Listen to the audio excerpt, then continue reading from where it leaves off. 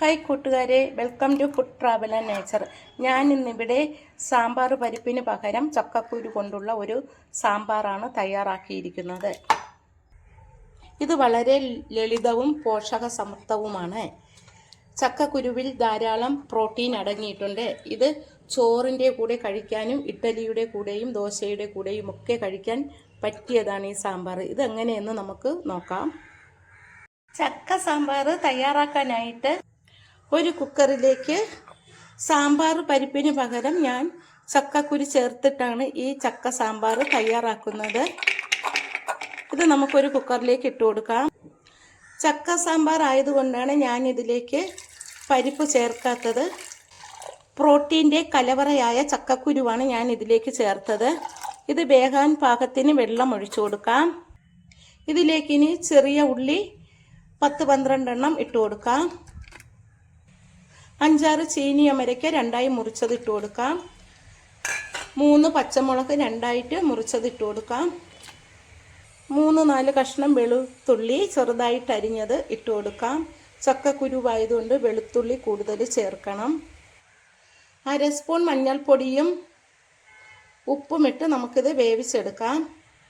ഉപ്പുപൊടി പാകത്തിന് ചേർത്താൽ മതിയാകും. ഒന്ന് ഇളക്കിയിട്ട് നമുക്കിത് അടച്ചു വെച്ച് വേവിക്കാം. ഇത് വീട്ടിലെ ചക്കയാണ്. ഇത് നമുക്ക് സാമ്പാറിന് കട്ട് ചെയ്ത് എടുക്കാം. ഇതുപോലെയാണ് കട്ട് ചെയ്ത് എടുക്കാനുള്ളത്.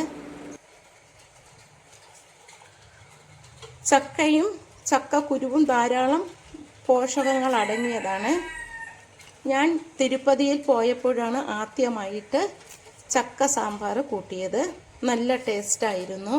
ഒരുപാട് വർഷങ്ങൾക്ക് മുൻപാണ് ഞാൻ തിരുപ്പതിയിൽ പോയി ചക്ക സാമ്പാർ കഴിച്ചത്. അതിനുശേഷം ചക്കയുടെ സീസൺ ആകുമ്പോൾ ചക്ക സാമ്പാർ തയ്യാറാക്കാറുണ്ട്.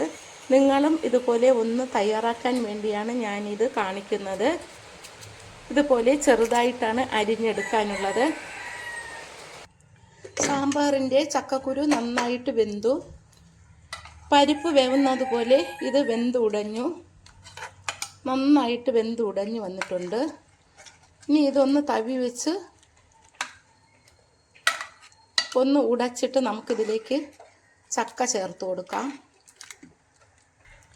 ഇനി നമുക്കിതിലേക്ക് അരിഞ്ഞു വെച്ചിരിക്കുന്ന ചക്ക ചേർത്ത് കൊടുക്കാം. ഇത് നല്ല വിളഞ്ഞ ചക്കയാണ്. സാമ്പാറിന് നല്ല വിളഞ്ഞ ചക്കയാണ് ചേർക്കാനുള്ളത്. വേണമെങ്കിൽ ഇതിലേക്ക് കുറച്ച് പച്ചക്കറികളും കൂടി നമുക്ക് ചേർത്ത് കൊടുക്കാം. സാമ്പാറിനുള്ള പച്ചക്കറികൾ കുറച്ചേ ചേർക്കുന്നുള്ളൂ. ചക്കയാണ് ഞാൻ ഇതിലേക്ക് കൂടുതൽ ചേർത്തത്. ഇനി നമുക്കിതൊന്ന് ഇളക്കി കൊടുക്കാം. കുറച്ച് വെള്ളം കൂടി ഒഴിച്ചു കൊടുക്കാം. കുറച്ച് വെള്ളവും ഒഴിച്ച് കുറച്ച് ഉപ്പുപൊടി കൂടി ചേർത്ത് കൊടുക്കാം. ആദ്യം കുറച്ച് ഉപ്പുപൊടി ഇട്ടിരുന്നു. ഇപ്പോൾ കുറച്ചുകൂടി ചേർത്ത് കൊടുക്കാം. എന്നിട്ട് ഇത് ഒന്നുകൂടി ഒന്ന് ഇളക്കി കൊടുക്കാം. മഞ്ഞൾപ്പൊടി ഞാൻ ഇതിൽ ആദ്യമേ ചേർത്തിരുന്നു. ഇതിലേക്ക് ഇനി കുറച്ച് കായപ്പൊടി കൂടി ചേർത്ത് കൊടുക്കാം. കടുക് താളിക്കുമ്പോഴാണ് ബാക്കി കായപ്പൊടി ചേർക്കുന്നത്. ഇപ്പോൾ ഇതിൽ കുറച്ച് ചേർത്താൽ മതിയാകും. എന്നിട്ട് ഇതെല്ലാം കൂടി നമുക്ക് നന്നായിട്ടൊന്ന് ഇളക്കി കൊടുക്കാം. ഇളക്കിയിട്ട് അടച്ച് വെച്ച് ഒരു വിസിൽ കേൾക്കുന്നത് വരെ വേവിക്കാം. വളരെ എളുപ്പത്തിൽ വെന്ത് കിട്ടും. വീട്ടിൽ തയ്യാറാക്കുന്ന ലളിതമായിട്ടുള്ള ഒരു സാമ്പാറാണിത്. വീട്ടിൽ തയ്യാറാക്കുന്ന ലളിതമായിട്ടുള്ള ഒരു സാമ്പാറാണിത്. ഇനി നമുക്കിത് തുറന്നിട്ട് ഇതിൻ്റെ അരപ്പ് ചേർത്ത് കൊടുക്കാം. നന്നായിട്ട് വെന്തു വന്നു. ചക്കയും എല്ലാം നന്നായി വെന്തു.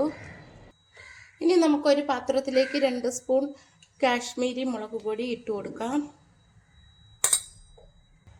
അതിലേക്ക് 1/2 സ്പൂൺ മല്ലിപ്പൊടി ഇട്ട് കൊടുക്കാം. ഇത് പച്ച മല്ലിപ്പൊടിയാണ്, വറുത്തതല്ല. മഞ്ഞൾപ്പൊടി 1/4 സ്പൂൺ ഇട്ട് കൊടുക്കാം. ആദ്യമേ മഞ്ഞൾപ്പൊടി ചേർത്തിരുന്നു.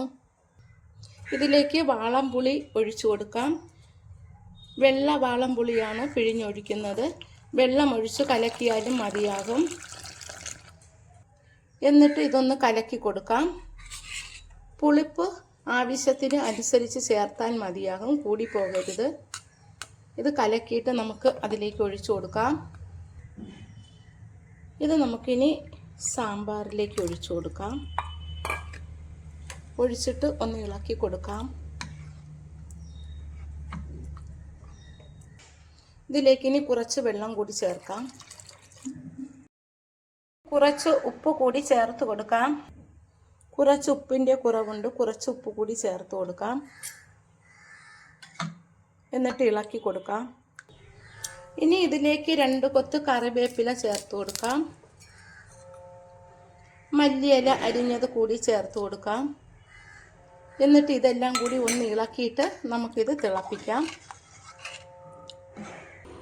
സാമ്പാർ തിളയ്ക്കുന്ന നേരം കൊണ്ട് നമുക്ക് അതിലേക്കുള്ള കടുക് താളിക്കാനായിട്ട് തയ്യാറാക്കാം. 1 സ്പൂൺ എണ്ണ ഒഴിച്ചു കൊടുത്തു. 1 സ്പൂൺ കടുക് ഇട്ട് കൊടുക്കാം. കടുക് പൊട്ടി കഴിയുമ്പോൾ ഉള്ളിയും മുളകും അരിഞ്ഞത് ചേർത്ത് കൊടുക്കാം. കുറച്ച് കറിവേപ്പിലയും കൂടി ഇടാം.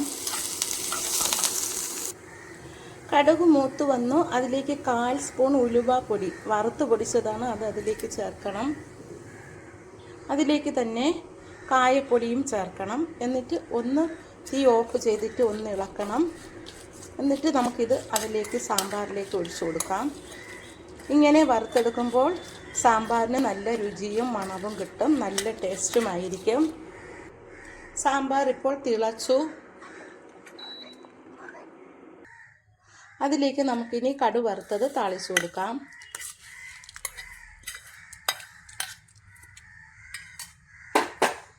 ഇത് ചോറിൻ്റെ കൂടെ കഴിക്കാൻ നല്ലതാണ്.